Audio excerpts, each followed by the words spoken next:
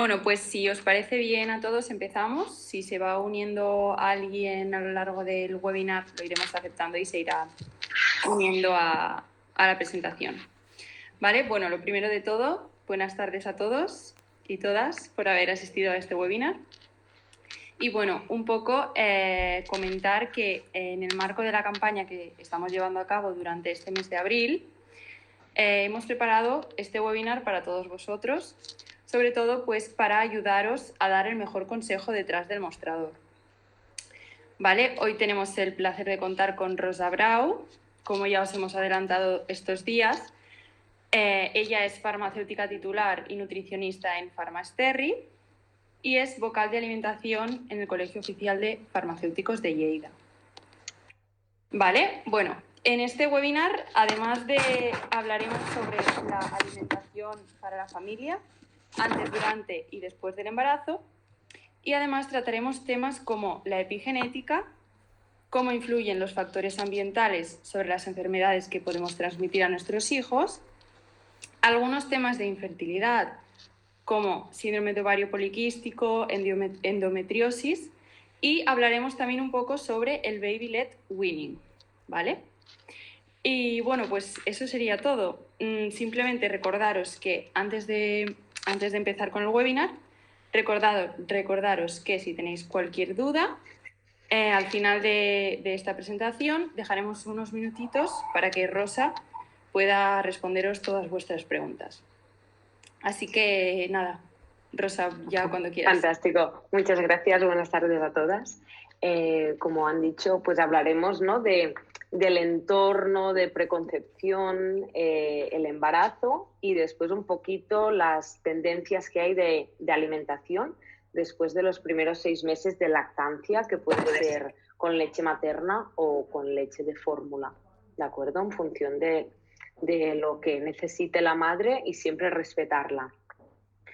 Empezaremos viendo la previa al embarazo, donde tenemos que tener en cuenta el factor epigenético, ¿no? Hablaremos sobre esto, cómo influye el entorno sobre nuestro ADN y cómo podemos pasar esta carga genética expresándose de la mejor forma posible a nuestros hijos y hijas. Hablaremos sobre la fertilidad, qué factores predisponen a tener menos o más fertilidad, la alimentación antes del embarazo y vitaminas y minerales implicados en este proceso reproductivo para llegar al momento cero, no al momento de la unión del esperma y el óvulo en las mejores condiciones posibles. Como ya sabéis, la epigenética estudia los cambios en la expresión génica, ¿no?, que no se deben a cambios en la estructura en el ADN. Entonces, ¿cómo se ve influenciada esta expresión del ADN? Pues por factores ambientales. No es lo mismo comer fast food que llevar un estilo de alimentación como la dieta mediterránea o practicar deporte a diario, a diferencia de ser sedentario. O sea, podemos expresar o silenciar distintos genes, que estos serán pasados a nuestra descendencia. Y estos cambios epigenéticos son transmitidos entre generaciones, ¿de acuerdo? Entonces, enfermedades no infecciosas, como puede ser la diabetes tipo 2, que es muy prevalente, la obesidad, que al final es un porcentaje muy elevado, ¿no?, del tejido adiposo, que nos conlleva mucha morbimortalidad en las personas, y las enfermedades cardiovasculares. ¿Cómo podemos nosotros modular nuestro ADN, ¿no?, comportándonos, teniendo hábitos saludables y poder generar bebés que no tengan esta carga tan acentuada? Tenemos que recordar, porque muchas veces, ¿no?, es la mamá la que se cuida más, pero que el 50% del material proviene de la madre y el otro 50% del padre. Entonces, aquí, más o menos 6 meses antes, en el caso de que el embarazo esté planificado, 6 meses antes de empezar a probar si nos quedamos embarazados y embarazadas, intentar modular este genoma a través de los hábitos, ¿de acuerdo? Tanto el padre como la madre. ¿Cómo lo haremos esto? Pues evitando la ingesta de alcohol, evitando la ingesta de alimentos procesados o ricos en azúcares simples, practicando deporte, reduciendo los niveles de estrés, todo esto es muy importante. Entonces, ahora hablaremos sobre la fertilidad. Actualmente, según la Sociedad Española de Fertilidad, al menos entre el 15 y el 20% de las parejas españolas tiene problemas para tener hijos y además empezamos a tener hijos más tarde de lo que habitualmente los teníamos por el contexto en que vivimos. Y después recordar de que no es al primer intento nos quedamos embarazadas. Las chicas menores de 35 años pueden llegar a tardar hasta un año hasta que se quedan embarazadas. Y a partir de esta edad, de los 35, la calidad y la cantidad de ovocitos se reduce exponencialmente y esto afecta a la fertilidad. Otras causas de infertilidad pues, son sustancias tóxicas, la endometriosis, el síndrome de ovario poliquístico y el peso y balance energético, tanto por debajo como por encima, ¿de acuerdo? Aparte de la edad comentada. ¿Qué sustancias tóxicas? Pues tanto el alcohol como el tabaco, como el exceso de cafeína, o sea, todos vamos hiperrevolucionados tomando 1000 cafés cada día, pues tenemos que reducir a cero la ingesta de alcohol y tabaco si queremos ser una familia, si queremos formar una personita. Entonces, porque reduce la interacción entre el esperma y el óvulo, la capacidad de concebir y la calidad del esperma. De forma que alcohol y tabaco minimizarlo a cero en el caso de que queramos ser padres y madres. Y la cantidad de cafeína, moderarla. Entonces, para planificar, pues 6 meses antes, evitar tomar alcohol, evitar exponernos a ambientes que estén cargados de humo de tabaco y reducir a 1 o 2 cafés diarios la toma de cafeína. Sobre todo los cafés expreso, que son los que más cafeína llevan. Si no me equivoco, entre 50 y 200 miligramos por taza. Otras causas de las cuales, digamos que el problema aquí está en el diagnóstico, la endometriosis. Al final es que al menos un 10% de las mujeres y niñas en edad fértil en todo el mundo sufren endometriosis. ¿Y esto qué pasa? Que se genera un tejido muy similar al que se encuentra en el endometrio, pero fuera del útero, que genera una inflamación crónica. Esta inflamación, que es una inflamación de bajo grado, la podremos tratar de forma integral, ¿de acuerdo? A posteriori, para minimizar ¿no? este efecto que nos genera infertilidad, ¿no? La endometriosis por sí misma. Entonces, aquí, como que el origen es multifactorial, no podemos controlar un factor genético o que se altere el sistema inmunológico, pero sí los contaminantes ambientales, que son una de las causas de endometriosis y por lo que nos limita la fertilidad. Entonces, contaminantes ambientales, o sea, tóxicos, sobre todo gente que vive en grandes ciudades, muy industrializadas, que hay carga de tóxicos en el ambiente, estos en mujeres, sabéis que la mayoría de tóxicos son liposolubles y las mujeres, por su forma, o sea, por su fisiología, presentan una mayor masa grasa que los hombres. Entonces, estos tóxicos, en el caso de que tengamos un sobrepeso o una obesidad, se nos acumulan en tejido adiposo y actúan como disruptores endocrinos, interfiriendo sobre la fertilidad. Entonces, hemos comentado que haríamos un abordaje integral y aquí el objetivo sería reducir los estrógenos por distintas vías, ya sabéis que se metabolizan a través del hígado y también a través de la enzima aromatasa, y reducir la inflamación. O sea que para combatir la infertilidad causada por la endometriosis queremos reducir este exceso de estrógenos y tratar la inflamación. ¿Esto cómo lo haremos? Pues sobre todo aquí venimos a hablar de alimentación.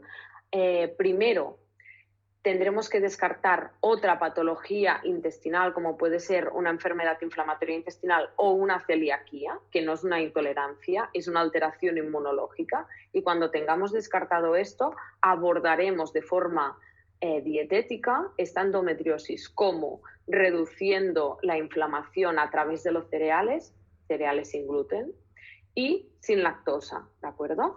Aumentaremos la dosis de antioxidantes, pues ¿de dónde vienen? Pues pescado azul, piezas pequeñitas siempre, ¿de acuerdo? Porque son las que se acumula menos metal pesado.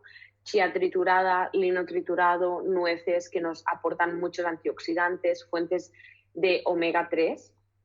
También este dolor, este exceso de tejido que está donde no debe, lo trataremos con enzimas digestivos, como lleva la papaína de la papaya o la piña o los frutos rojos. ¿Cómo estimularemos esta eliminación de exceso de estrógenos? Pues a través de verduras amargas, estimulando el hígado, y que las reacciones de fase 2 de hidroxilación, ¿no?, de eliminación de estos metabolitos que no nos interesan, se den correctamente. Y también elevaremos la vitamina D, el 25-hidroxicolicalciferol, al menos debería estar entre 40 y 60 nanogramos por mililitro. Podemos continuar. Otra causa de infertilidad es el síndrome de ovario poliquístico, en el cual también afecta a 1 de cada 10 mujeres en edad fértil. Y la etiología, porque siempre tenemos que ir a tratar la causa, el origen, es una resistencia periférica a la insulina, en el caso de que haya una hiperinsulinemia y los receptores los tendremos que estimular. Y este síndrome de ovario poliquístico, este SOP, nos genera un desorden a nivel hormonal, provocando esta disfunción ovárica y metabólica que genera esta infertilidad no deseada, ¿no? Como que vamos a la etiología, vamos a la causa. A nivel farmacológico, el ginecólogo prescribiría una metformina, que lo que haría es revertir esta hiperinsulinemia y mejorar la tolerancia a los hidratos de carbono. Y a través de la suplementación se propone el mioinositol, por lo que trataremos la causa del SOP, que es el hiperinsulinismo, y a través del tratamiento del hiperinsulinismo revertiríamos este síndrome de ovario poliquístico, que además tiene un abordaje más amplio. Aquí trataremos el dietético y a nivel de actividad física. Se ha visto de que el ejercicio de fuerza es básico para mejorar esta intolerancia a los hidratos de carbono y esta hiperinsulinemia. Y a nivel dietético, pues evitar a toda costa hidratos de carbono simples que nos hagan un pico de glucemia. Escogeremos hidratos de carbono complejos, siempre limitando un poquito la cantidad, sin pasarnos. Nos basamos en el plato de Harvard, sería un 25%, ¿no?, de esa ración. Si podemos un poquito menos, y siempre combinarlos con otras estructuras como las proteínas, las grasas o vegetales, que lo que harán es modular su absorción y permitir que haya una meseta en lugar de un pico de glucemia y detrás un pico de insulinemia. Muy importante, la eubiosis. La microbiota intestinal y la microbiota en general es otro órgano en nuestro organismo y lo tenemos que considerar como tal, y nos interesa que esté en perfecto equilibrio, o sea, que las bacterias que residan en nuestro organismo jueguen a favor nuestro, ¿de acuerdo? En el caso de que haya una disbiosis, será causada por esta hiperglucemia, o entonces a través de la alimentación mantendremos eubiosis. En pacientes de que este síndrome de ovario poliquístico cueste más de tratar, intentaremos regenerar todo el espacio celular a través de ayunos intermitentes que pueden ser nocturnos. Por ejemplo, cenar pronto a las 7 o 8 de la tarde y desayunar tarde a partir de las 9 de la mañana. Entonces estamos durmiendo y se dan procesos de regeneración a nivel metabólico en nuestro organismo. Muy importante para bajar esta inflamación, antioxidantes, frutas, verduras, todo de muy buena calidad, y fuente de omega 3, que ya hemos dicho, chía, lino, pescado azul de porciones pequeñas, etc. Otras causas de infertilidad recaen en el peso y el balance energético, por debajo y por arriba. En el caso de las chicas, cuando se nos va la regla por una cuestión fisiopatológica, que en este caso sería una anorexia nerviosa o una dieta hipocalórica, este cese de la regla causaría una infertilidad. ¿Qué tenemos que hacer aquí? Pues aumentar las kilocalorías de la dieta. Lo mismo pasaría en varones, de que dietas hipocalóricas generarían este trastorno en la fertilidad. Y, por otro lado, la obesidad. La obesidad es un exceso de tejido adiposo que nos causa una inflamación a nivel sistémico, y esta inflamación genera una disbiosis, altera la microbiota. Y esta alteración de la microbiota genera infertilidad. Al final es como una bola de nieve, de que a medida que tengamos más cosas, pues esta obesidad derivará en esa alteración de la microbiota, etc. ¿Qué tenemos que hacer? Ser muy estrictos con la alimentación, eliminar procesados, eliminar grasas saturadas que nos estén inflamando el organismo, y ejercicio físico básico. Continuaremos con la alimentación en este periodo previo al embarazo, que va dirigido tanto al padre como la madre de este futuro bebé, ¿de acuerdo? Muy fácil. La alimentación, ¿cómo tiene que ser? Pues una alimentación en base a la dieta mediterránea, una alimentación saludable, equilibrada en macro y micronutrientes y antiinflamatoria, sobre todo. También nos centraremos, o sea, redirigiremos esta alimentación en cada momento del ciclo menstrual, y tenemos que percatarnos de en qué momento estamos si estamos buscando un futuro bebé. Tenemos que localizar bien qué día sería la ovulación. Y después evitar, ¿no?, este leaky gut, que sería esta hiperpermeabilidad intestinal, que es como el principio del fin. En el caso de que tengamos una hiperpermeabilidad intestinal, es que hemos estado haciendo algo mal, que estamos pasando un momento de estrés, que nuestra alimentación no es la más adecuada, de que estamos con una microbiota alterada por algún motivo. Entonces, ahora veremos que la alimentación tenemos que priorizar calidad de nutrientes, ¿de acuerdo? Nos regiremos por el método del plato, que ya lo sabéis, es dentro de la comida y la cena, un plato dividido por la mitad la ocupan, ¿no?, estas verduras y hortalizas que pretenderemos que sean de temporada, frescas y con variedad de colores. El otro 25% del plato, proteína de calidad, pues pescado azul, legumbre, siempre complementada para que la proteína sea de alta de valor biológico, con hidratos de carbono, huevos, semillas, frutos secos, y el resto del 25% serán hidratos de carbono, preferentemente integrales, para evitar estos picos de glucemia. Siempre acompañado por el oro que tenemos aquí, que es el aceite de oliva virgen extra, muy rico en antioxidantes, o otras grasas como el aguacate.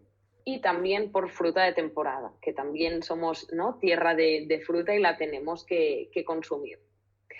Evitaremos y reduciremos el consumo de alimentos procesados. Hemos dicho que estos alimentos procesados, grasas saturadas y trans, sobre todo de estos alimentos procesados, o que se oxiden estas, los azúcares simples, el exceso de sal y alcohol, todo esto son ingredientes proinflamatorios que nos alterarán esta eubiosis y nos provocarán infertilidad, ¿de acuerdo? Esta alteración de la microbiota a través de la alimentación nos genera infertilidad.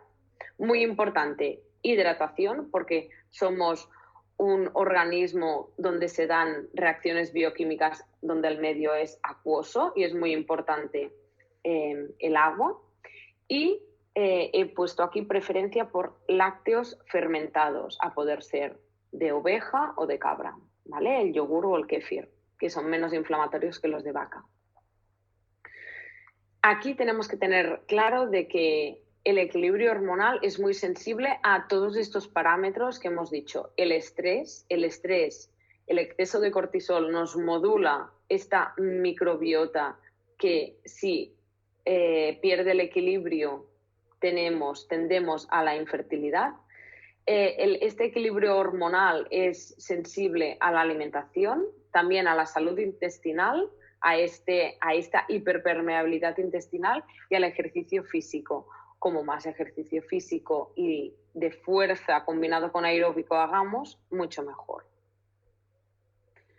Como sabéis, aquí solo a modo de recordatorio, hay la fase folicular, donde es una fase donde podremos potenciar la ingesta de hidratos de carbono complejos y podremos entrenar a más intensidad para ganar masa muscular, porque tenemos una mayor sensibilidad a la insulina y tenemos que aprovechar esta ventana dentro de nuestro ciclo menstrual para potenciar este macronutriente. A posteriori nos viene la fase de ovulación, es el momento, ¿no?, de búsqueda del futuro bebé. En este momento hay menos serotonina, por lo que compensaremos este desequilibrio en el estado de ánimo pues con cacao o con chocolate más del 85% en cacao, y hay una mayor concentración de estrógenos y de hormona luteizante. Entonces, en este momento del ciclo deberemos potenciar la ingesta de grasas insaturadas como el aceite de oliva virgen extra y la proteína de calidad. Y sobre todo controlar el estrés, porque como que hay menos serotonina, deberemos controlar el estrés a través de entrenamientos de fuerza, que nos subirá el estado de ánimo. Continuamos con la fase lútea, donde tendremos que alimentarnos de forma antiinflamatoria, o sea, evitar a toda costa alimentos procesados y potenciar los alimentos con alta carga antioxidante. Y los días previos a la menstruación, que nos encontramos pues más irritables, con peor humor, más sensibles, nos aumenta el apetito y tenemos ganas de comer mucho dulce, sobre todo priorizaremos el ejercicio aeróbico combinado con fuerza para mejorar este estado de ánimo. Y ya nos llega la menstruación, donde durante la menstruación recomendamos realizar ejercicio moderado y recomendamos hidratarnos correctamente, eliminar todos los alimentos que lleven un exceso de sal porque tenemos una mayor retención de líquidos, y será una época donde predomine más el dolor. Entonces, alimentación antiinflamatoria, llena de antioxidantes. Entonces, aquí quiero recordar que las deficiencias vitamínicas y minerales, aunque sean subclínicas, o sea, que no se manifieste en el individuo, pero que a nivel analítico se pueda percatar, pueden causar infertilidad. Y esto es porque ahora hablaremos sobre cómo preparar nuestro organismo y llegar a tope de las vitaminas y los minerales necesarios para crear esta futura persona. Recordaros aquí de que la hiperpermeabilidad intestinal, ¿de qué se trata? Se define porque a nivel de barrera intestinal se pierde esta selectividad del paso de sustancias del lumen hacia circulación y penetran a nuestro organismo sustancias que nos inflaman. Hemos dicho efecto bola de nieve. El leaky gut o hiperpermeabilidad intestinal se da por una disbiosis intestinal, que si tiramos del hilo, esta disbiosis intestinal se puede dar por estrés o se puede dar por obesidad.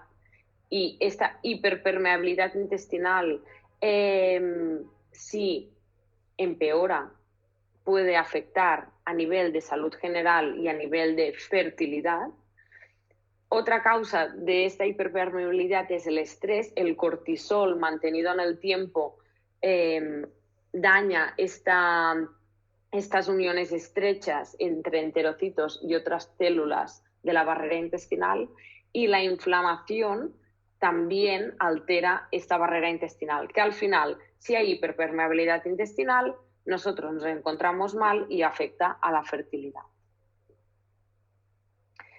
Vitaminas importantes para estar preparadísimas, esto las chicas, para un futuro embarazo es el ácido fólico. La suplementación se dará en forma de folato y unos 400 miligramos, 400 microgramos diarios. A través de la alimentación, pues tenemos las verduras de hoja verde, que es la principal fuente de vitamina B9. Sobre todo, si el embarazo es planificado, no hace falta estar embarazada para iniciarse en la suplementación, sino que podemos empezar previamente con este suplemento de folato. Muy importante en hombres, la vitamina B12 y la vitamina C para mejorar la fertilidad. La vitamina D en mujeres tienes que llegar al embarazo con buenos niveles, porque esta vitamina liposoluble nos previene de abortos y influye positivamente en la ovulación. Entonces, el límite está en 30, pero para estar bien tenemos que estar entre 40 y 60 nanogramos por mililitro antes de quedarnos embarazadas. En los hombres también mejora la espermatogénesis. Y también muy importante la vitamina E, que está presente en el aceite de oliva virgen extra y también nos conduce a mejorar esta fertilidad. Minerales que intervienen en el proceso reproductivo.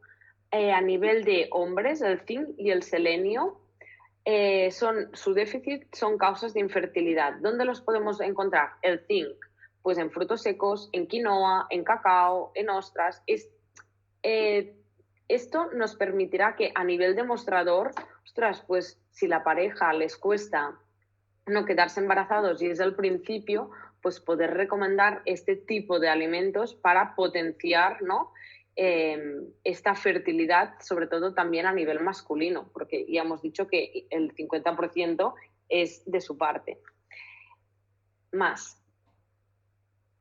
A nivel de yodo y hierro, como perdón, unos buenos niveles nos dan una mejor fertilidad y evitan estos abortos espontáneos y estas posibles malformaciones congénitas. Y el hierro, sobre todo, llegar antes del embarazo con buenos niveles de ferritina. Si la ferritina, que son los depósitos de hierro, está baja, se tendrá que suplementar. ¿Y en qué alimentos lo podemos encontrar? Carne roja, sobre todo en carne de potro, cereales y legumbres. Ahora, hablaremos sobre la alimentación y las necesidades nutricionales en embarazo, la suplementación en embarazo, sobre todo muy importante, precauciones y alimentos a evitar y seguridad alimentaria. Aquí, chicas, veréis que hay diapositivas que están en catalán, que se me han colado.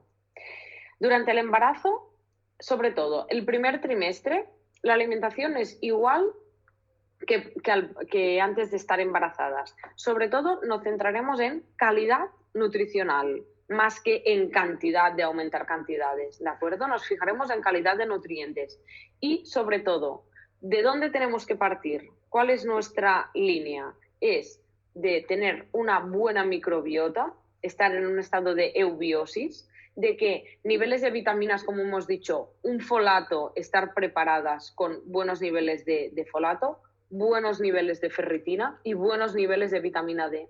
Y a nivel de minerales, los varones, pues zinc, selenio, etcétera, que les potenciará su fertilidad. Y que, muy importante, que los niveles de estrés estén bajos, que nuestro sistema nervioso parasimpático esté en orden.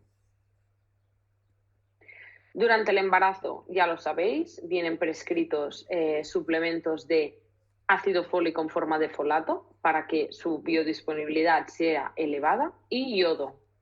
He puesto aquí vigilar con algas. No se recomienda el sushi, ¿de acuerdo? En este periodo de la vida. El hierro, la vitamina B12 y la D solo serán suplementadas en caso de que sea necesario.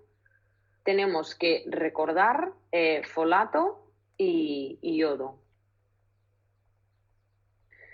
Esto muy importante. Precauciones y alimentos a evitar durante esta época para que el embarazo sea seguro. Manos limpias, ¿de acuerdo? Antes, después de manipular alimentos, al momento de entrar a casa, y siempre un buen rato con agua y jabón, ¿de acuerdo? Porque no sirve pasar las manos por agua y frotarnos con un poco de jabón. Limpiar las superficies en profundidad y los utensilios de cocina, sobre todo cuando toquemos carne, pescado crudo y huevo crudo, salmonela asegurada, ¿de acuerdo? Porque no muere hasta los 64 grados la salmonela. Mantener el frigorífico a 5 grados o menos. No vale que el frigorífico sea viejo o esté roto o no funcione. Sobre todo, mantener la temperatura de los alimentos en orden. Guardar los alimentos cocinados en recipientes cerrados, bien cerrados y posicionados en la nevera, lejos de quesos no pasteurizados o alimentos crudos, porque puede haber contaminación cruzada de microorganismos. Y respetar las fechas de caducidad y consumo preferentes. Más cosas a tener atención y alimentos a evitar. Desinfección de fruta, verdura, hortalizas y hierbas aromáticas crudas. Aunque se tengan que cocinar, o sea, hervir o sofreír, se recomienda desinfectarlas con lejía apta para uso alimentario, proceder a lo que nos indiquen las instrucciones y después aclarar correctamente con agua potable, ¿de acuerdo? No volvemos a ensuciar lo que hemos desinfectado. Carne, pescado o huevos. En el caso de la carne y el pescado, congelar antes de comer a menos 20 grados, mínimo 48 horas. He leído hasta 5 días, ¿de acuerdo? O sea que menos 20 grados, 48 horas. ¿Y cómo lo descongelaríamos? Pues no dejándolo fuera en la cocina a temperatura ambiente, sino que sacar del congelador y ponerlo en la nevera para que el proceso de descongelación sea el adecuado. Sobre todo en carne, pescado y huevo, súper cocinado. Superar estos 70 grados al menos un par de minutos para que no nos quede ninguna zona cruda ni rosa en la carne y también en el huevo, ¿vale? Para evitar posibles toxinfecciones alimentarias. Alimentos que no se recomiendan y que se tienen que evitar durante el embarazo. Muy importante. Leche cruda, quesos frescos o de pasta blanda y que no se especifique que la leche está pasteurizada, ¿de acuerdo? Siempre tenemos que ver leche pasteurizada para asegurarnos. ¿Qué más? Huevo crudo o elaboraciones que puedan llevar huevo crudo, pues una mayonesa artesana o un tiramisú, etcétera, o un tartar, o sea, imposible, carne cruda y huevo crudo. También evitar carne cruda o poco hecha, pues lo que hemos mencionado, el stick tartar o carpaccio, no comerlo. Y pescado crudo o poco hecho. Aunque el sushi esté previamente congelado, el pescado para hacer el sushi, no se recomienda. Al final son 9 meses de embarazo que podemos evitar comer todo este tipo de alimentos potencialmente pues inseguros para nuestra salud. Tampoco pescado ahumado ni marinado y tampoco ni mejillones ni ostras, porque al final son filtros del medio marino. ¿Qué más? Tampoco comer frutas o verduras que previamente no se haya retirado la pela o se haya desinfectado, ¿de acuerdo? También aquí se incluye las bolsas de ensalada ya preparadas. ¿Qué no se puede comer? Pues este tipo de pescado azul con elevado contenido con metilmercurio, como es pues el atún rojo, el tiburón, el lucio, el cazón, todos estos no comerlos. La carne de caza tampoco, los patés por su contenido también aparte de crudos en vitamina A, en retinol, y productos cárnicos crudos o curados, pues salamis, jamón, todo esto, evitarlo. ¿Y qué más? Y estos bocadillos de las máquinas de vending prohibidos, así como zumos de fruta no pasteurizados que se comercializan bastante, o frutas y verduras congeladas y que no estén cocinadas. Y evitar a toda costa el alcohol, bebidas con azúcar y con gas. Por último, ya para terminar, ¿no?, esta parte de qué tenemos que tener en cuenta durante el embarazo, sobre todo en seguridad alimentaria, hablaremos de la listeria y de la toxoplasmosis. La toxoplasmosis lo que puede afectar a nivel del embarazo es una alteración fetal que se evidencia en el nacimiento. Y las vías de contagio son, sobre todo, vegetales contaminados. Por eso hemos hecho tanta énfasis en que se tienen que desinfectar, que se tiene que respetar el tiempo de desinfección, que se tienen que pelar. Las carnes contaminadas, los excrementos de gatos, o sea, quien tenga gatos en casa, evitar que se suban a los sofás, a las camas, la chica embarazada que no cambie los excrementos de los gatos. Y en la tierra, pues en los jardines, en los huertos, evitar durante estos 9 meses tocar estas fuentes de contagio de la toxoplasmosis. ¿De acuerdo? Lo que hemos dicho, evitar el contacto con los gatos y sus excrementos, sobre todo desinfectar correctamente con lejía verduras, frutas y hortalizas, evitar consumir ensaladas o macedonias en un restaurante que no sabes bien cómo lo han manipulado previamente, congelar correctamente la carne y el pescado a menos 20 grados. No sirven los congeladores de dentro de las neveras, los que vienen como el congelador dentro de la nevera.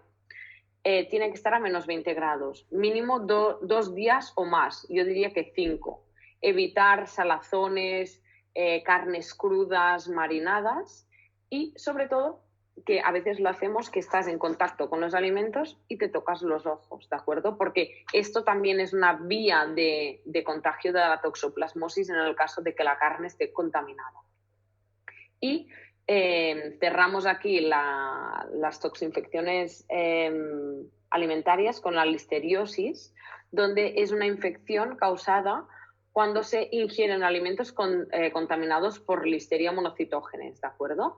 Sobre todo, evitar quesos frescos de pasta blanda con hongos, como rebozados de hongos, y sobre todo leche sin pasteurizar. Evitar el consumo de patés, evitar el consumo de alimentos procesados cárnicos, salchichas o carnes frías, embutido, y evitar el consumo de sushi, pescado crudo, ahumado, como el salmón ahumado o poco cocinado. Y ya para cerrar aquí, que seguro que me estoy pasando de tiempo, bueno, aún tenemos un par de minutos, me gustaría hablar sobre la alimentación durante la infancia, en este primer periodo, ¿no?, desde el nacimiento hasta la alimentación complementaria, que Farmactiva os ha hecho una guía súper chula para tenerla en el mostrador y para poder dar consejo. Recordar, hablaremos sobre lactancia materna, leche materna o leche de fórmula, y la alimentación complementaria. Durante los primeros 6 meses de vida, ¿no?, del bebé, si la madre lo desea, y siempre se tiene que tener respeto porque puede que no tenga ganas, puede que no tenga disponibilidad horaria, puede que no le suba la leche y no pueda amamantar. Por múltiples factores puede que no pueda dar el pecho y no genere leche materna o no quiera simplemente. Se tiene que respetar, ¿no?, de que recibirá leche de fórmula, y si no, durante los primeros 6 meses de vida se alimentará el recién nacido solo con leche materna de forma exclusiva. Los últimos estudios, que esto a mí me sorprendió, es que el bebé decide cuándo quiere tomar la leche materna y la producción de leche de la mamá se adapta a la demanda del bebé. ¿De acuerdo? De esta forma empezamos, ¿no? No se nos altera este ciclo autorregulado de hambre-saciedad que nuestro organismo presenta.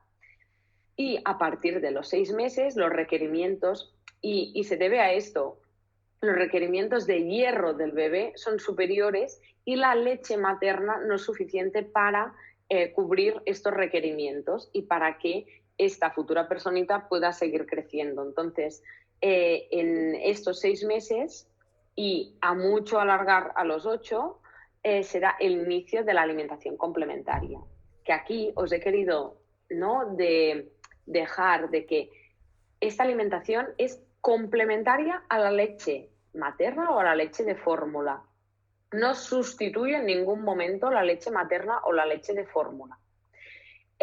¿Por qué se da justo en estos 6 meses? Porque el bebé ya inicia la maduración del sistema de deglución, ya empieza a ser capaz, ¿no?, de tragar y no de que cuando le pones algún alimento sólido o triturado en la boca no lo escupe con la lengua.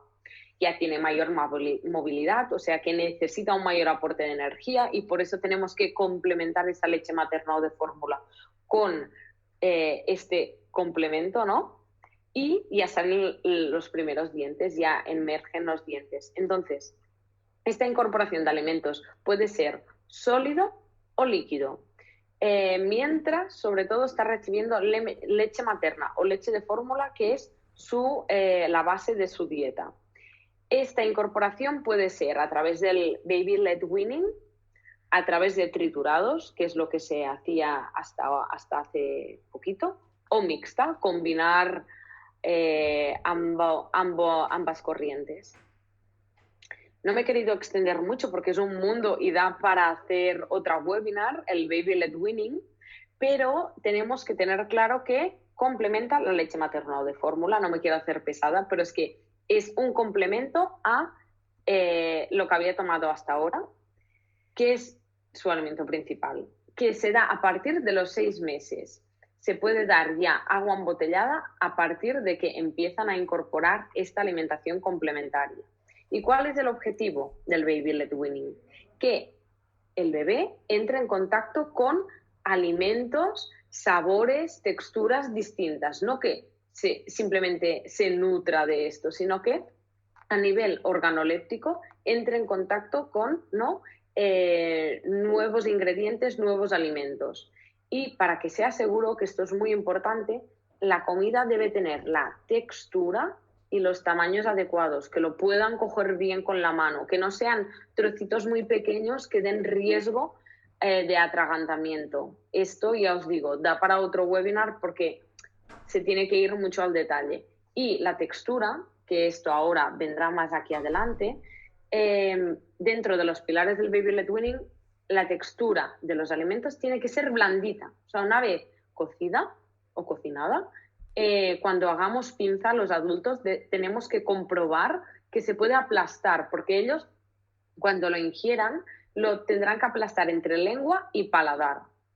Ellos comen solos, les podemos poner un babero o una chaquetita de estas así como impermeables para que no se ensucien, y comen solos, o sea, se independizan, y esto también nos ayuda a regular hasta qué punto queremos comer. Vuelvo a decir que la leche materna o de fórmula es el alimento principal, que comen a demanda, que no se les debe obligar a comer, sino que se les ofrece. Se ve que un alimento se puede llegar a ofrecer entre 10 y 15 veces durante varios días, porque igual a la primera, a la segunda, a la tercera no lo van a querer, pero se les va ofreciendo sin obligarles, ¿de acuerdo? Y la cantidad que coman puede variar, porque en función como nosotros, ¿no?, que un día tendremos más hambre que otro y la cantidad variará. ¿Cuándo están preparados? Muy importante para empezar esta alimentación complementaria a demanda. Cuando desaparezca, ¿no?, ese reflejo de extrusión, que es cuando con la lengua, ¿no?, no quieren que les entre algo en la boca, ¿no? Que entonces cuando desaparece este reflejo ya están preparados para deglutir, que son capaces, tienen destreza para coger objetos, pues una cucharita, o ellos mismos coger un plátano y llevárselo a la boca, que ya estén sentados, aunque estén apoyados, que puedan mantenerse sentados y con la cabeza erguida. Si les cae la cabeza, aún no están preparados para empezar con el baby led weaning. Que interactúan, que van a mirar qué tienen en el plato, que distinguen los colores y que coordinan los movimientos, no mano-boca. Esto es muy importante porque si no, no pueden ser independientes. Ya hemos dicho que uno de los pilares es que coman solos. Y hasta aquí la webinar sobre alimentación, embarazo, alimentación complementaria, qué factores tenemos que tener en cuenta, ¿no?, para predisponer nuestro cuerpo a poder albergar una futura vida de la mejor forma posible.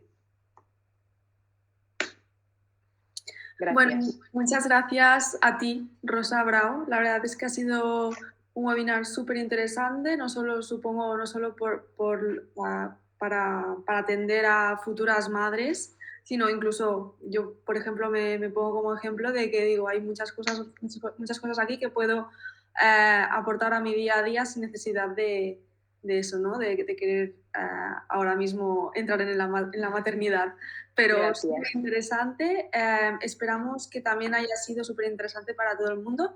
Antes de finalizar, perdón, que no se me olvide, si alguien tiene alguna pregunta, es el momento de hacérsela a Rosa. No sé si... O si no, si eso os va surgiendo, las podéis dejar por escrito y os las respondo. Sí, también si ahora mismo no hay nada. Vale, pues nada, sí, también recordaros que todo el webinar lo hemos registrado, así que lo tendréis disponible pronto para que lo podáis revisualizar o incluso compartir con otros compañeros o gente que le pueda resultar útil. Y nada, otra vez muchas gracias, Rosa. Gracias a vosotras. Y gracias a todos los asistentes, ¿vale? Nos vemos en el próximo webinar y eso, recordad que podéis preguntar vuestras dudas o lo que necesitéis y le trasladaremos las dudas a Rosa, ¿vale? Muy bien, muchas gracias. Gracias, Rosa. Hasta luego, chicas. Adiós, gracias.